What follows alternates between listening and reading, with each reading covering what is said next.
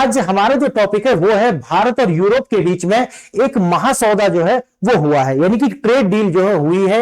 ये European union भी इसमें होगा और जो ईयू है, ईयू और प्लस यूनाइटेड किंगडम, ये दोनों इसके अंदर शामिल है।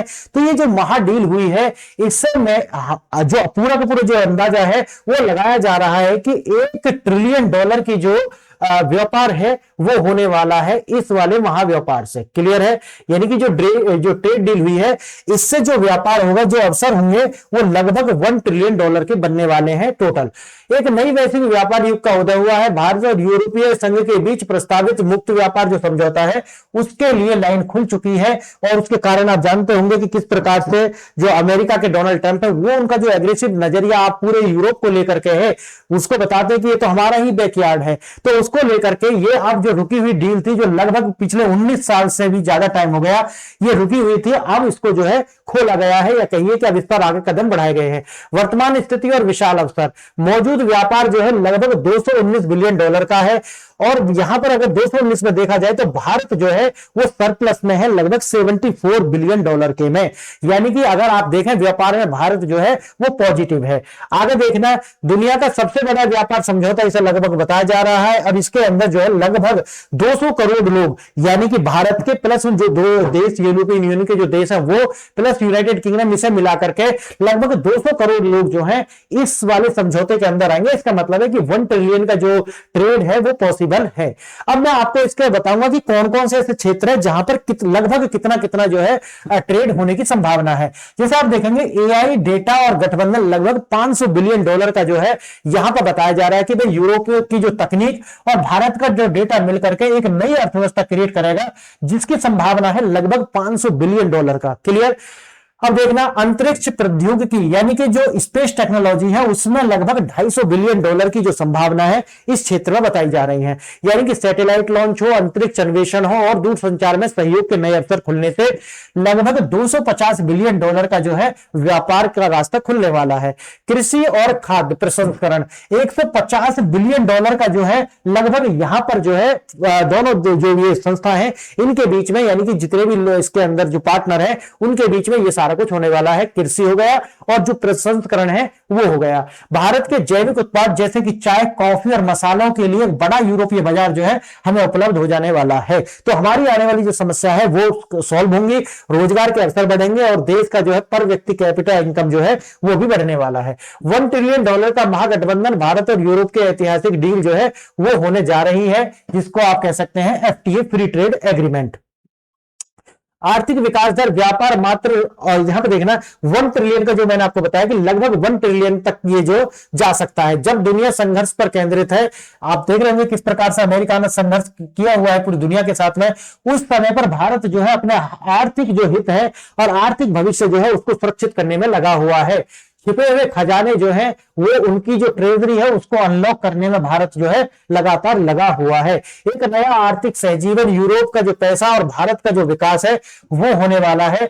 आज जो ओल्ड वर्ल्ड था वो ये था कि अर्थव्यवस्था जो है लगभग 21 ट्रिलियन, विकास दर 1.5 पर स्टेगनेंट है, जनसंख्या डेमोग्राफिक देखेंगे तो वो लगभग उसका जो बर्थ रेट जो है वो कितना है, TFR 1.3 से भी कम है। अब नई इंडिया के जब साथ जुड़ेंगे तो लगभग आप जानते होंगे भारत दुनिया की सबसे तेजी से बढ़ती हुई अर्थव्यवस्था है। अकॉर्डिंग टू IMF अगर हम देखते हैं तो वो कहते हैं कि 6.7% की ग्रोथ रेट जो है भारत की है। जनसंख्या 140 करोड़ है और हमारे साथ TFR का भी कोई इशू है नहीं, टोटल फर्टिलिटी रेट भी हमारा अच्छा है। यूरोप में उपभोग संतृप्ति जो सैचुरेशन आ चुका है, विकास के लिए उन्हें भारत की 140 करोड़ की जो जनसंख्या वो चाहिए। और ये 140 करोड़ की जनसंख्या ऐसी नहीं है, इसके पास में अपनी परचेजिंग पावर भी ऑलरेडी है। अब देखना, व्यापार का चीन से घाटा, यूरोप से मुनाफा, यानी कि जो हम चीन से अपना घाटा कर रहे हैं उसको हम यूरोप यूनियन के साथ जो ये एफटीए होगा उसके साथ बैलेंस कर पाएंगे। यानी कि डेफिसिट को अगर हम देखेंगे तो सरप्लस में बदल पाएंगे, ताकि हम टोटल जो है फायदा में रहने वाले हैं आने वाले समय में। जबकि हम चीन के साथ पैसा खोते हैं और जब हम एफटीए हो जाएगा तो हमारे लिए सकारात्मक 74 बिलियन तो अभी हम प्लस में है, $74 बिलियन जो है वो अभी हम किस में है, प्लस में है। तो आने वाले समय में तो आप समझिए कितना ज्यादा फायदा भारत को होने वाला है।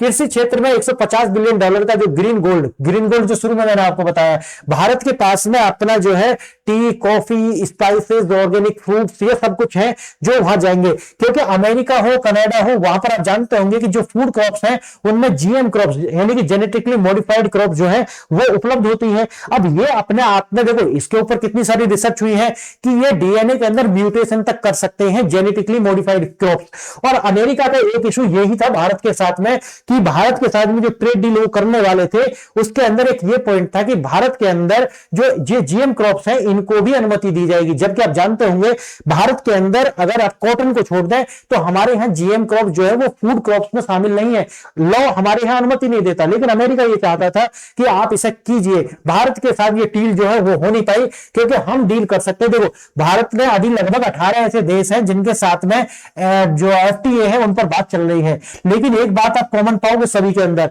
क्या कॉमन पाओगे कि हमारा जो फार्मर सेक्टर यानी कि जो हमारा एग्रीकल्चर सेक्टर और दूसरा जो है वो हमारा जो है डेयरी प्रोडक्ट, इन दोनों को बाहर रख करके ही हम जो है समझौता करते हैं। क्लियर है?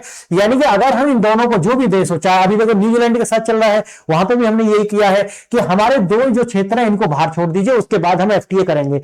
अगर इशू कहीं आता है तो यही आता है। क्लियर है? और देखिए मानवीय प्रभाव, ये क्षेत्र सीधे तौर पर लगभग 1.9 करोड़ लोगों को रोजगार देगा। परिवारों को मिलकर अगर देखा जाए तो लगभग 10 करोड़ जो भारत के परिवार हैं उनकी आजीविका इससे प्रभावित होने वाली है इस डील से।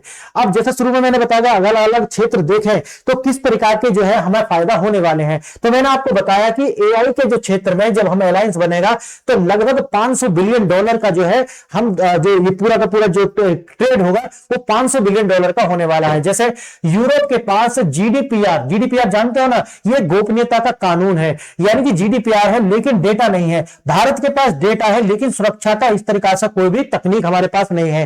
तो उनकी तकनीक, हमारा डेटा मिलकर के हम जो है एक बहुत बड़ी अर्थव्यवस्था क्रिएट करने वाले हैं, जिसका कितना होगा लगभग $500 बिलियन की अर्थव्यवस्था इससे हम क्रिएट करने वाले हैं दोनों देश।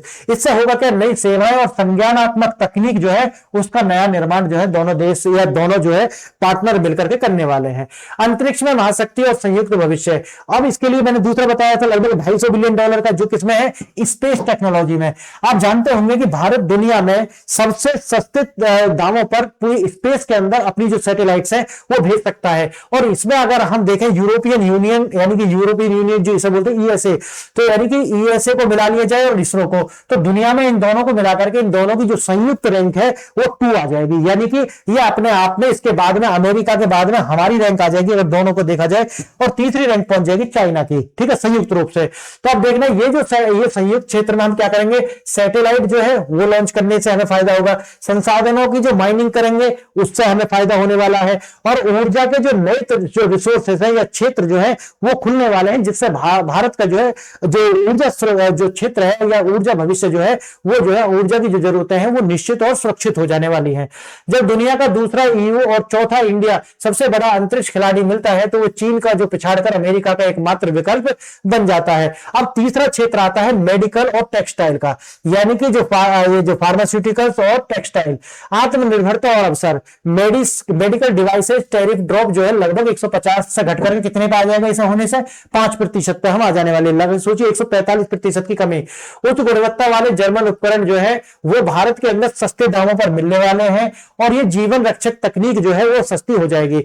और आएगा जैसे मैन्युफैक्चरिंग जो है उसमें भी बदलाव आने वाले हैं। वैश्विक ब्रांड चीन और बांग्लादेश जो छोड़ रहे हैं, अब वे सीधे भारतीय निर्माताओं से जो है ये आगे जो सामान खरीदेंगे, और इसके अंदर जो लगभग 10 से 15 बिलियन डॉलर का जो लाभ है वो भारत को होने वाला है। क्लियर है?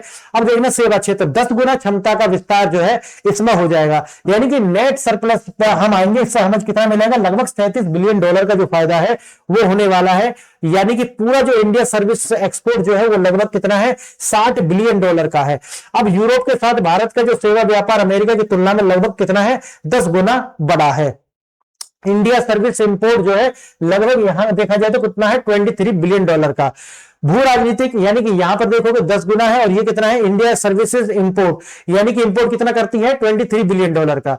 अब है भू राजनीतिक बदलाव, यूरोप को भारत की जरूरत क्यों है, आप समझिए क्या होगी, सोचिए थोड़ा सा, भारत की जरूरत क्यों होगी, क्योंकि भारत के अंदर ना केवल बड़ी पॉपुलेशन है, बल्कि ऐसी पॉपुलेशन है जिसके पास परचेजिंग पावर भी है। ये महत्वपूर्ण है, जो दूसरा वाला जो मैंने बोला है, यानी कि जनसंख्या होने से मायने नहीं रखता, लेकिन क्या उसके पास पैसा है खरीदने के लिए, ये मायने रखता है।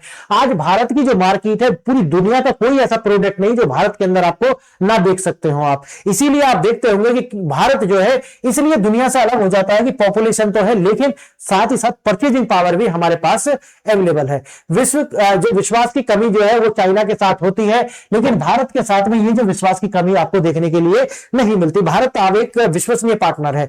अमेरिका अलगाव है, आइसोलेशन और बढ़ रहा है। यूरोप अपनी सुरक्षा जो है वो नाटो को लेकर के, आप देखते होंगे किस प्रकार से नाटो जो है अमेरिका इसको जो है खत्म करने पर तुला हुआ है, इसको लेकर के जो है, और चाइना जो है वो आप जानते होंगे किस प्रकार की पावर है। तो भारत के लिए एक नए दरवाजे यहां से खुलते हैं।